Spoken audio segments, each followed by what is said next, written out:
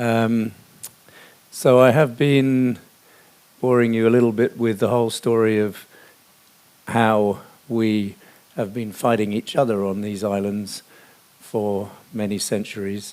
But we're obviously not exclusive. We've been also talking about the Vikings and the way they came and marauded this side of the coast, particularly in the British Isles, and we talked about how they went to Iceland and Greenland and across the Baltic to all the way to Constantinople and Baghdad. In fact, in this part of the world, they still have some Norse vocabulary in their daily speech. They call children bairns, which is a Norse word for children, and a few other things. So that's still part of the heritage of this area. But I talked about the way that we've kind of romanticized the Vikings a little bit and turned it into a bit of a kid's tale, at least in England. We have, so kids dress up in these little plastic helmets and play at being Vikings. And that's kind of the theme of today. I mean, they were clearly explorers, as you could say the British were, as many other nations were. Were they just exploring?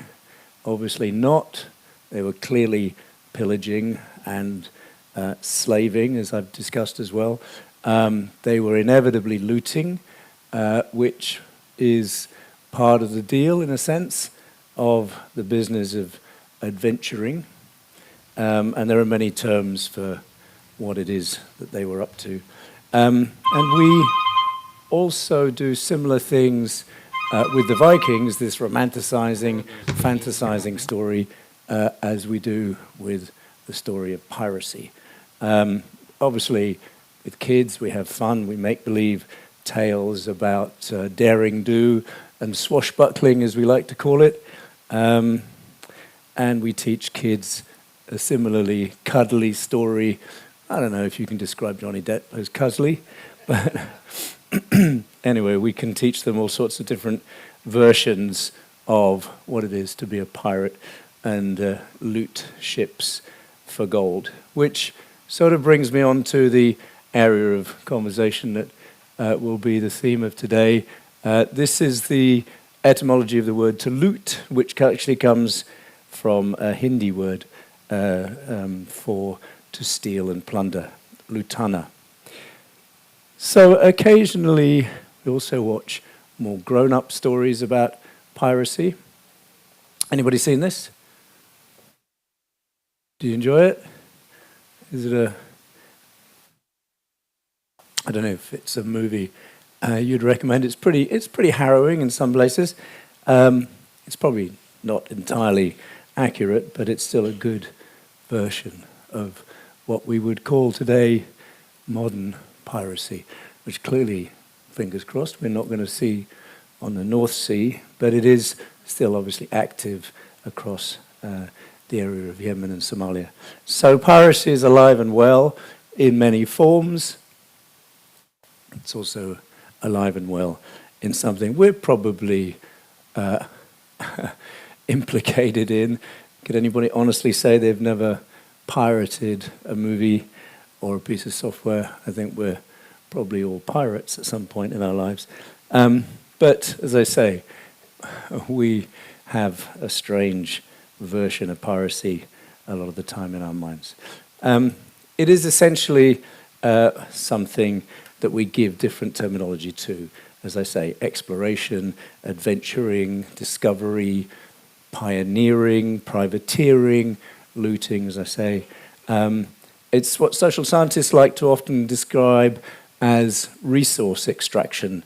And that brings me to this. This is the British Empire in India. What has that got to do with where we are? What has that got to do with where we're going? I hopefully will explain in a moment, because the British Empire in India defines a lot of what we've actually seen, a lot of the wealth in Aberdeen that we've seen, a lot of the beautiful Regency buildings in Edinburgh that we've seen, a lot of the fantastic terraces that we've also seen to some extent in Newcastle, which had a huge shipbuilding industry too. Much of that was fueled by the trade and the wealth that the British were involved in India. But the British Raj, I don't know if you've come across the term, the British Raj is the British Empire in India under the sovereign, under the crown. This is not the same as this, which I briefly referred to yesterday. Anybody remember what it is? This is the English East India Company. This is not the British state. The English, and then shortly afterwards in 1707, the British East India Company were a private corporation. They weren't the only ones, as I'll describe, but they were effectively a company that was involved in this business of resource extraction, essentially in India and beyond as well. But our story doesn't begin in India, it doesn't begin in England, and it doesn't begin in Scotland. It actually begins in Wales, up in Powys. I don't know if anybody ever ventured into Wales? You got out alive? Actually, my colleague Deborah lives in Cardiff. So, it's a beautiful place, of course. It has a gorgeous historic castle, Powys Castle. It is a picture book of a castle, and again, hides many secrets, much of which is linked to wealth, which is inevitably linked to empire. It has wonderful Elizabethan windows and crenellated towers and trimmed hedges. Nothing could be more quintessentially British. Yet, when you walk through the Long Gallery, as it's called, at Powys, you enter a very strange foreign world. It's a gallery that proudly displays Indian talwars, shields, gowns, ivory chessmen, and one or two larger objects of real international importance, such as the palanquin or the chariot of Siraj-ud-Dowlah, who we'll come to in a moment. So what is a sumptuous Indian chariot doing in a castle in Wales? Well, it was left at the battlefield at Plassey, or Palashi, as it's known today, in West Bengal in India.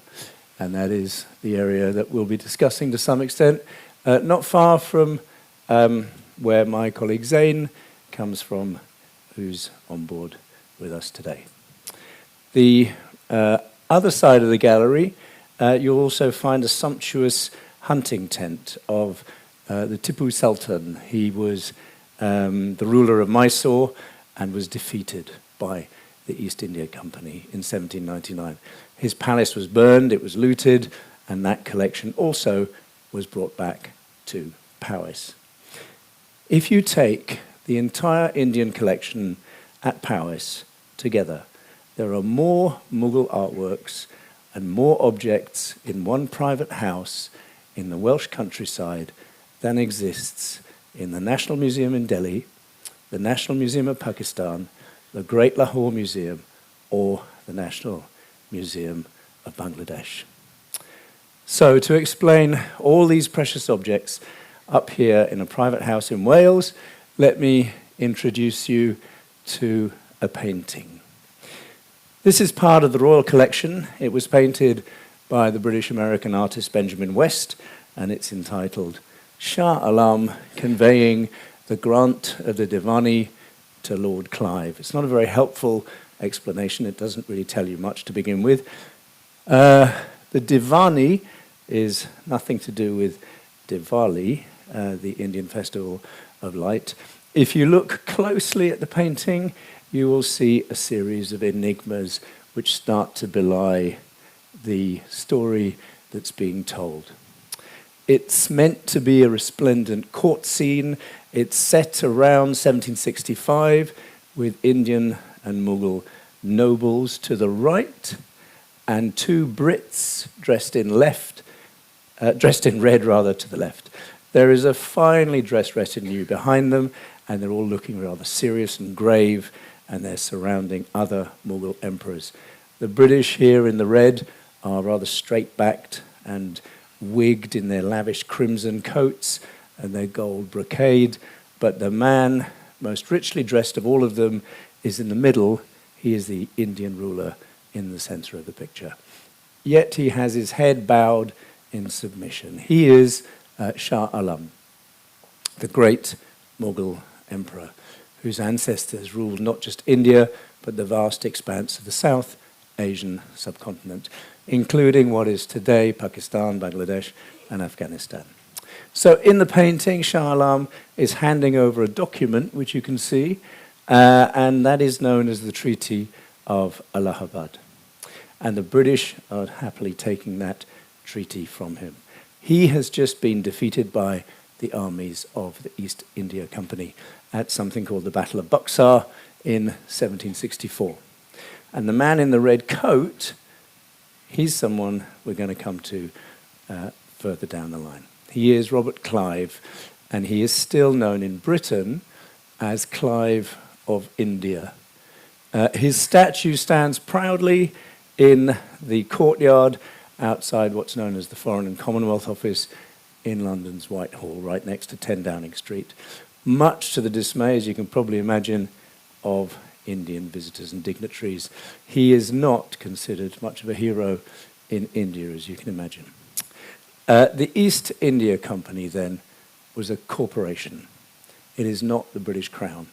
Clive was not an army officer. He was a salaried employee or manager, if you like, of the company, and as such, not of the British government. So let's just take a last look at this painting. The dome in the background looks a little bit like St. Paul's in London, and that's because the painting is a deception. Benjamin West, as I say, was a British-American painter. He never went to India, and this scene never took place. It's basically fake news. The document being granted to Clive was signed by this defeated Mughal emperor, but not like this, not in this beautiful, resplendent painting. It was done effectively with a gun to his head in Clive's private tent after the battle. And the Divani that he is supposedly gifting to Clive, this document that he's handing over, is the right to run the Divan, or the treasury, which has the tax collecting rights of the region. It means that effective control of the richest part of India is now handed over to the company after the British battle with the Mughals. And the company now has the right to run 3 key Indian provinces: Bengal, Bihar, and Odisha, which was then known as Orissa. And at the time, these were the richest places on earth. There were over 1 million cotton looms in India at the time. It was a hugely successful industry, producing vast quantities of cotton and silk, and Mughal India, just to give you an idea of context, at that time, in the 18th century, was responsible for 25% of world GDP. Britain, at the time, was producing 1.8%. So the Divan gives the company control of India's most profitable regions and its industrial technology, which the company, thanks to Clive, then effectively over the next decade or so asset strips and plunders and loots or pirates, or whatever term you want to call it, and gradually closes it down and moves it wholesale to more or less where we've just been, the north of England. It is a strategy that turns out to be so successful that over time, Manchester, not far from here, becomes the engine of the European Industrial Revolution, and it earns the nickname Cottonopolis. Until an irritating young Brit called Samuel Slater, you come across him? Okay, well, you maybe owe him a debt of gratitude because he emigrates to a young country called the United States of America, and he steals the technology and he kickstarts the US cotton industry. And with it, the hugely profitable cotton and textile trade. So essentially he does to Britain what Britain had done to India, and becomes known in Britain as Slater the Traitor. That's another story. Back in India, the company is now firmly in control. But communication, as you can imagine, back in those days was slow and difficult. A letter took 3 months to arrive in London. So the company effectively rules autonomously. Individual company managers like Clive and below him wrote the laws that would then govern the cities of Bombay and Madras and Kolkata, and created their own local police forces and their own justice systems. Many people today, particularly Indians, as you can imagine, still can't quite understand how it was possible that a company that operated from a modest office in London's Leadenhall Street with 36 employees managed to control this vast landmass. Whereas India clearly outnumbered Britain in terms of people and strength and wealth, as I've described. So to understand this conundrum, we just need to go back even further back than Clive, to an earlier character called Thomas Smythe. He was a pretty smart cookie. This guy was a customs collector, and he had a very useful career because in those days, customs officers got to keep a percentage of the taxes they collected. So they worked on commission, essentially. Smythe was pretty smart. He was getting pretty rich. And if we put all this in context, we're now back in the year 1590, roughly. Shakespeare is performing Hamlet at the Globe in London. Elizabeth I is making friends with the Scottish by executing their queen. So you can see the rivalries are not new. It all pretty much was not going to plan. England had already, through this, cut itself off from Europe, something we're familiar with, and frighteningly recently too, and it needed money. So it went out pirating. Of course, they called themselves gentlemen. They would never have called themselves pirates, and they weren't, as I say, the only ones doing it. They had competition from one particular nation at that time, and it's exactly where we're sailing to right now, because the Dutch were particularly good at it. They had been heading off to what they called the Nederlands-Indië, the Dutch East Indies, which has nothing to do with India, nothing obviously to do with the Caribbean. This is what we know today as Indonesia. They had been making a fortune on the spice trade, using the route round the Cape of Good Hope, which had originally been opened up 50 years previously by Portugal's explorer, pirate, pioneer, whatever you want to call him, Vasco da Gama. But the Dutch just did it better. They had better ships, they were more powerful, and they had simply deeper pockets. To do that, they needed ships, and they came to see Thomas Smythe in London to buy some London-built ships. But our clever friend Thomas Smythe spots a market opportunity. Why sell ships to those Dutch when, in fact, the English, and eventually the British, could be doing the same thing? So he cuts out the middleman, he puts together a business plan, and he builds basically a startup that would eventually, at its peak, become the largest corporation in the world, accounting for half of world trade. Within 400 years, it would develop the largest empire the world had ever seen. And at its height, this is a map from the 20s, this is roughly 1922, the peak of the British Empire. It would cover a quarter of the Earth's land surface and rule 458 million people. That's not bad for a tech startup.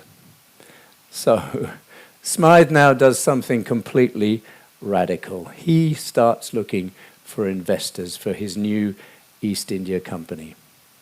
This is a whole radical idea that the Dutch had basically invented, this idea that a joint stock company was open to anyone who wanted to invest. And this novel idea now changes everything. Essentially, the Elizabethan state outsources resource extraction or colonization to merchant companies.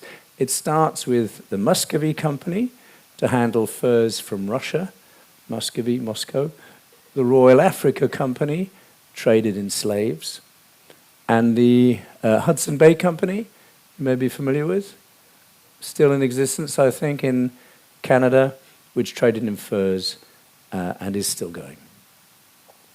So if you're familiar with London, you may have come across the area known as Moorgate. It's in the city. Today it's all shiny steel and glass. But back then, Moorgate was a field. And in the middle of Moorgate was a beautiful black and white Tudor building called Founders Hall, which Smythe then hires for the day for his investors' call, let's say. He appeals to the Tudors and to their patriotism, and in his stovepipe hat, he convinces people from every walk of life to come and invest.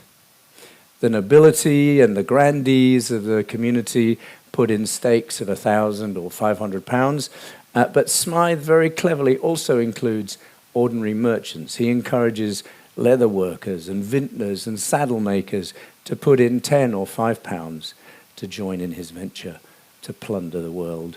It was, of course, risky, not remotely guaranteed, and the man he hired as his first captain for his first journey was someone called James Lancaster, who was the only Englishman at the time who had ever sailed that journey anywhere near the Cape of Good Hope. His voyages had been pretty disastrous, though. His crew at one point were eaten by cannibals. At one point, a ship sank. But he is the only man with anything like a CV for the job. So they do raise their cash at Founders Hall, and they go looking for a ship, and they head to the famous shipyards at Deptford, which we will be sailing past sometime tonight. Deptford in East London was where Nelson's fleet would later be built, many centuries later.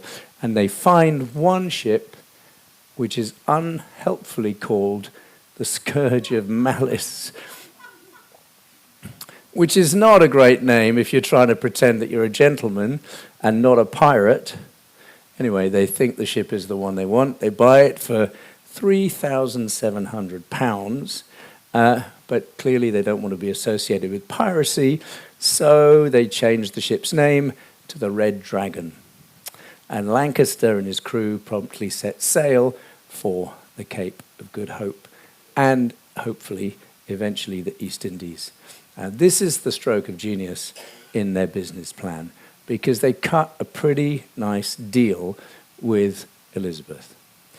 The charter that they get signed allows the company not only to wage war, obviously, with its private army on behalf of the crown, but to operate a trading monopoly in any territory that they take. No other British merchant would be allowed to operate in any of the territories that they claim. It is a pretty sweet deal, and you could make an analogy with what's happening at the moment in other forms of exploration of unknown lands. Anyway, the Red Dragon, now newly named, is ready to go. It has archers on deck, it has cannons below deck, and they obviously have a fairly hairy journey around the Cape of Good Hope, which is a very tricky water. And as they approach Java, they spot a Portuguese caravel.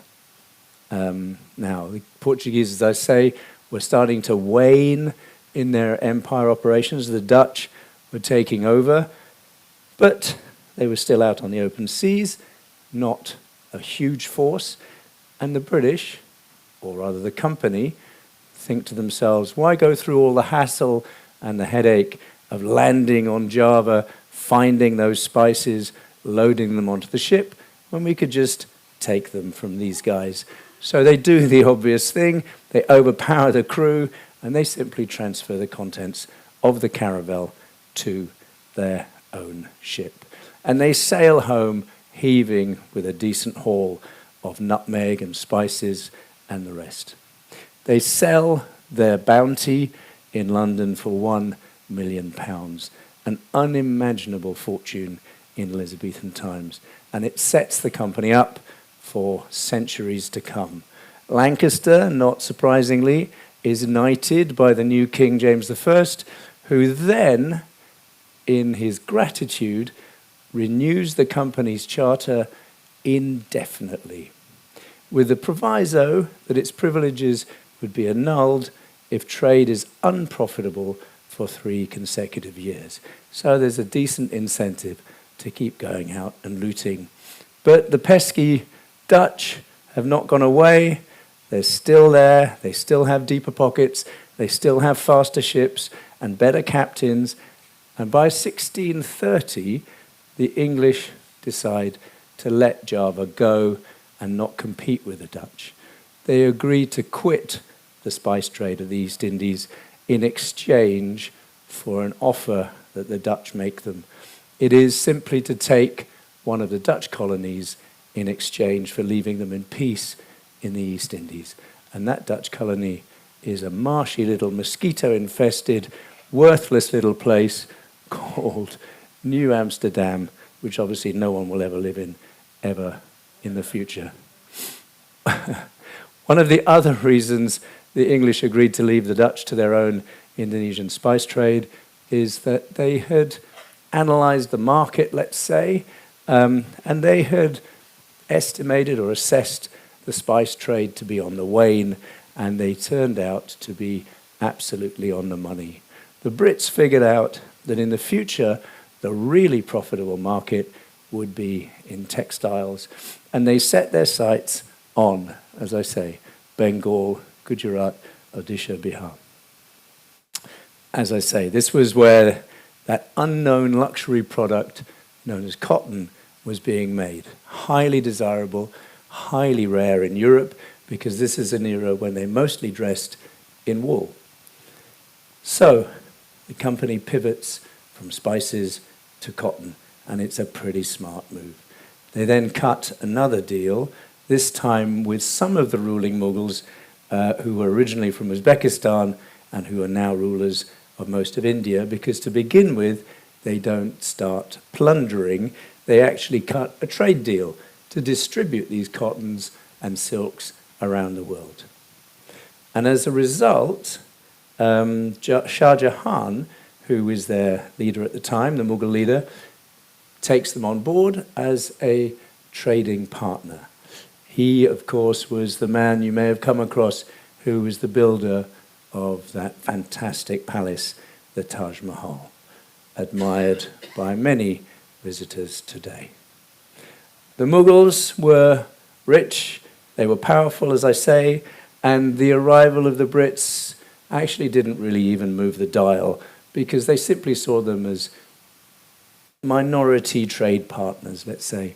You'll find them represented in what you could think of as an early satirical painting by the Mughals. This is called Jahangir Preferring a Sufi Sheikh to Kings. It's not particularly important painting, except for the fact that it's interesting to see that Jahangir, who was Shah Jahan's predecessor, is sitting on a big throne with a gold circle around him as the big guy, and right down here on the left, bottom left, you may be able to see James I as a completely insignificant ruler, not remotely bothering the Mughals.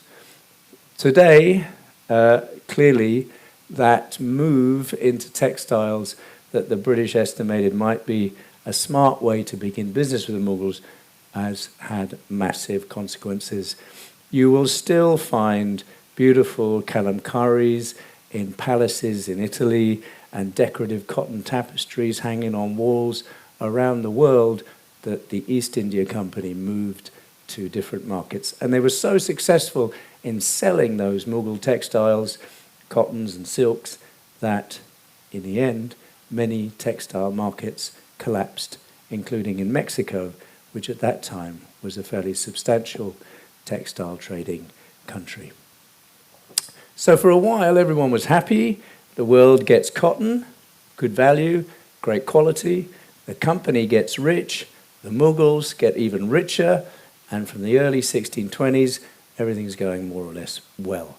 But then a Mughal emperor called Aurangzeb takes the throne. He imposes an incredibly unpopular tax called a jizya, which is a tax on the worship of any non-Muslim god, and the Hindus are clearly not happy. Fighting breaks out across much of the Mughal kingdom, and by the time Aurangzeb dies in 1707, the Mughal Empire has started its decline, starts to crumble.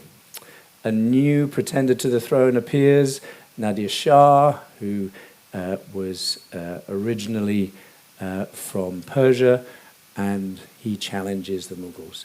But I'm not going to go too far into that, except to say he was no stranger to looting.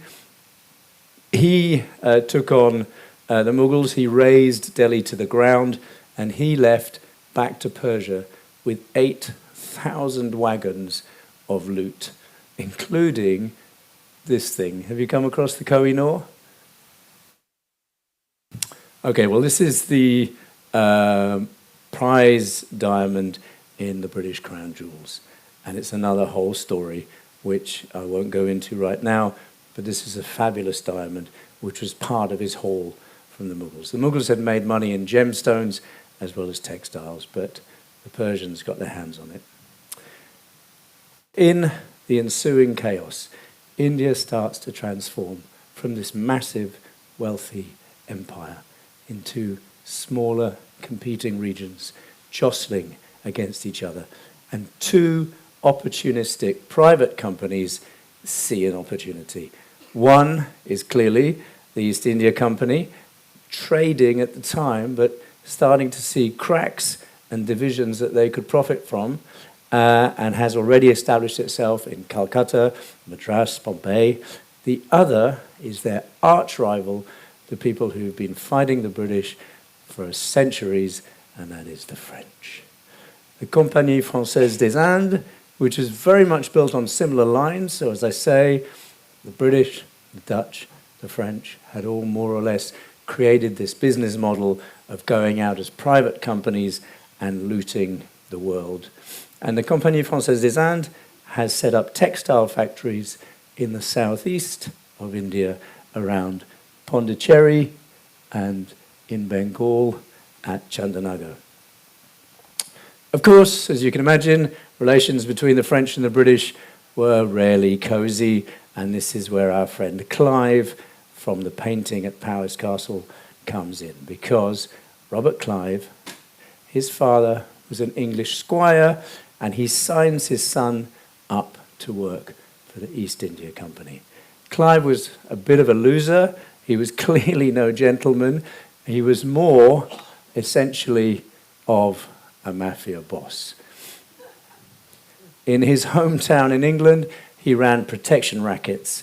He broke shopkeepers' windows. He flooded their stores if they didn't pay up.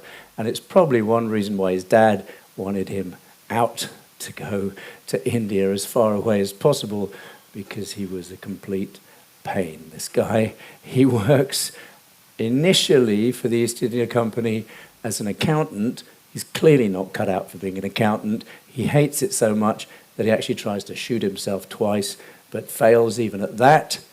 But when war breaks out between the French and the English, that's when Clive comes into his own. He seizes his chance to get out of accountancy and do what he did best, fight.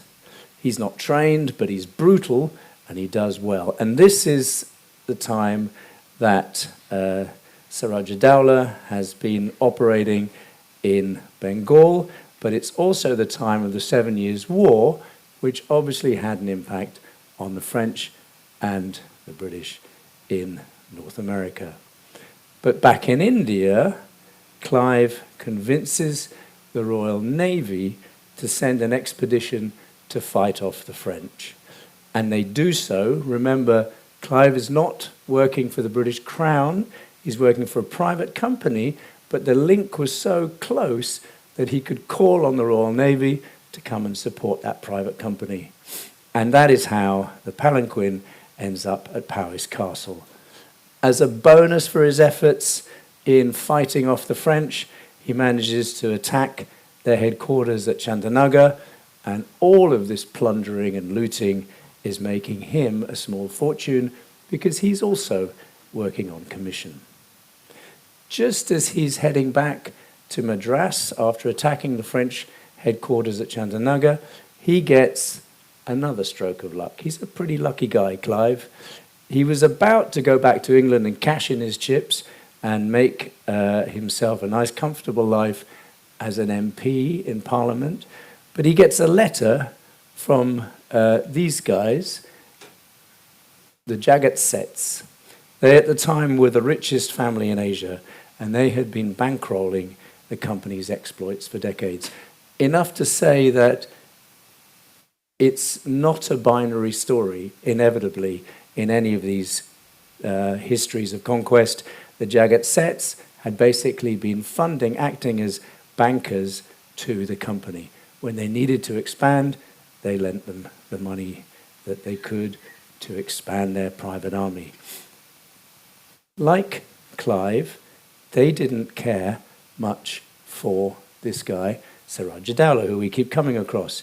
Sirajuddaula is as much of a thug as Clive, and he'd been pestering the Jagat Sets for money and extorting it out of them. So their letter to Clive is an offer.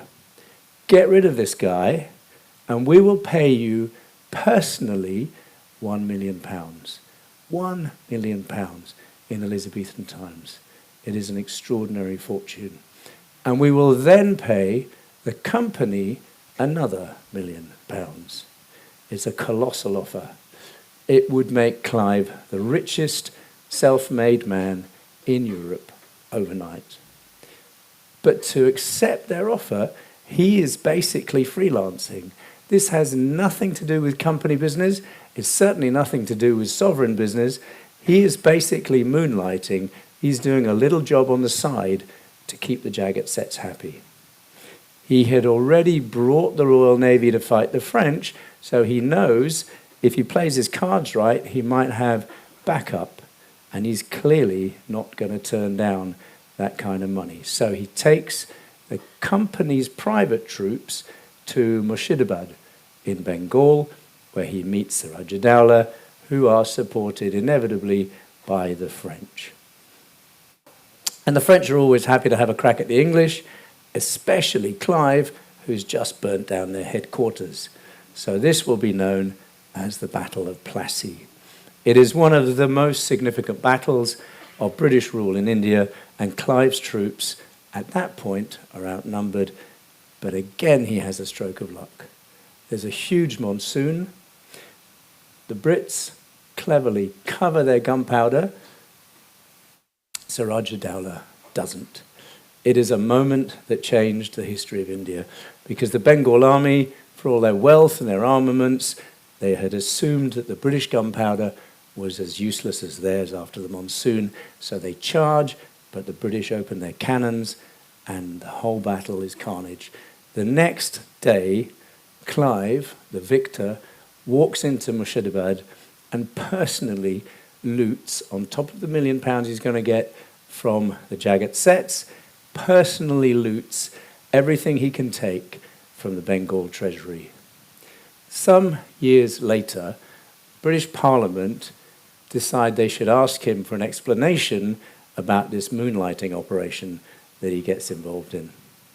He goes in front of the MPs in Parliament and he explains himself like this.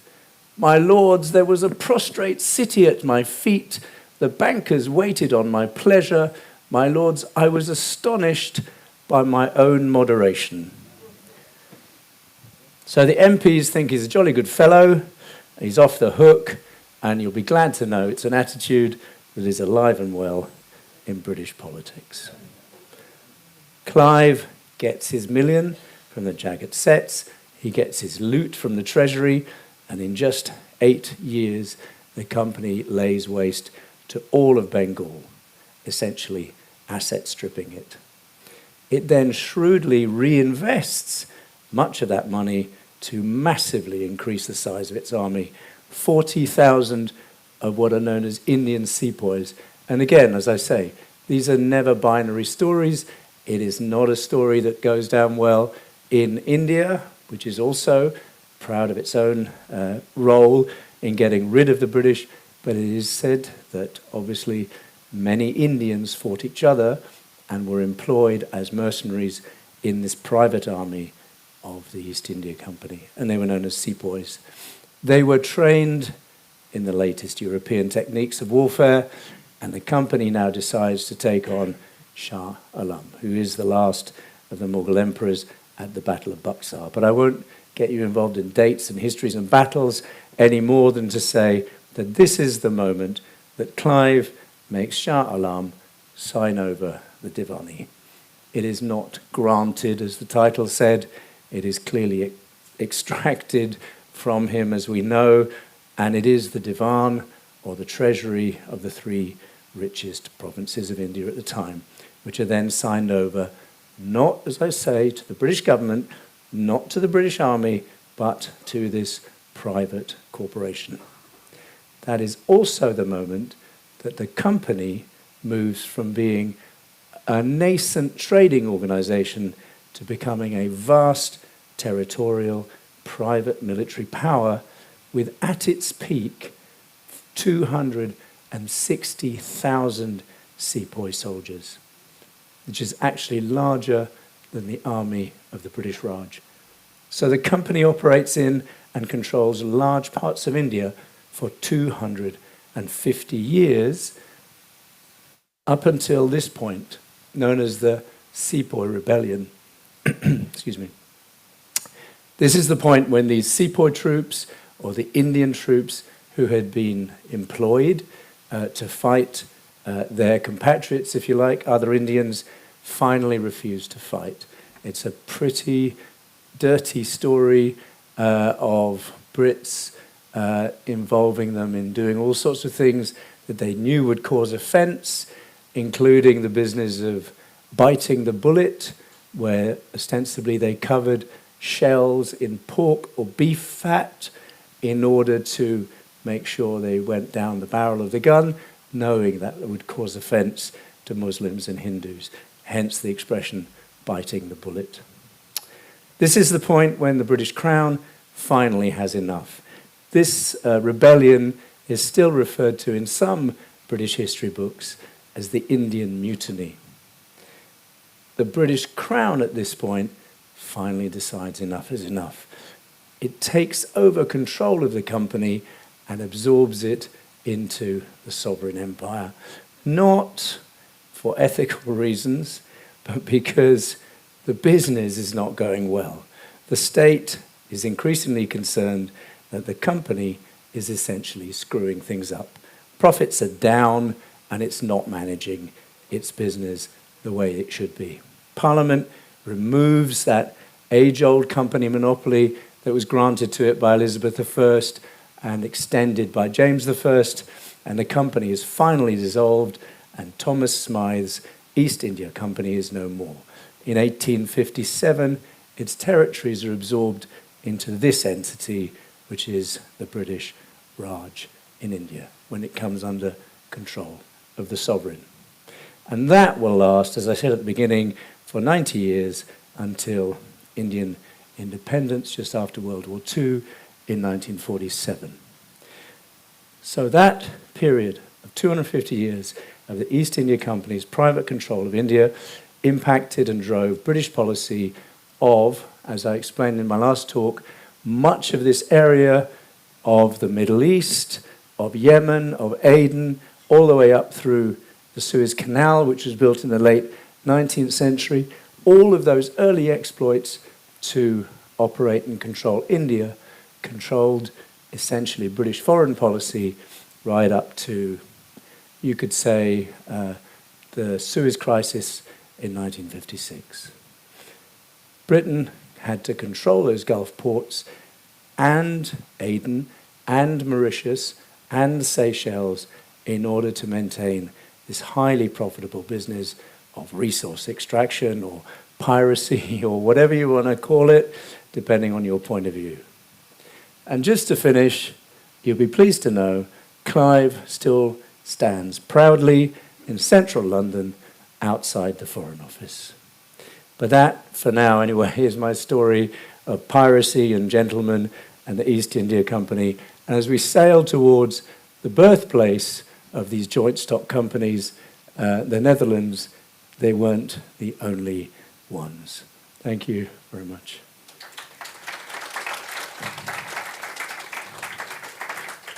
So again, just throw in any comments and ideas. I just wanted to add that empire, as I said at the beginning, is still a very hotly contentious issue in the UK. I went for a little walk around Aberdeen to the Maritime Museum, and I was interested to see that in the Maritime Museum in Aberdeen, they are now doing exhibits explaining empire. Again, very contentious subject. Are they apologizing for empire? They certainly do a good effort in trying to describe the fruits of empire, but as I said, it is a very contentious issue, and if there were any Brits in the audience today, they'd probably be throwing things at me now. So, please.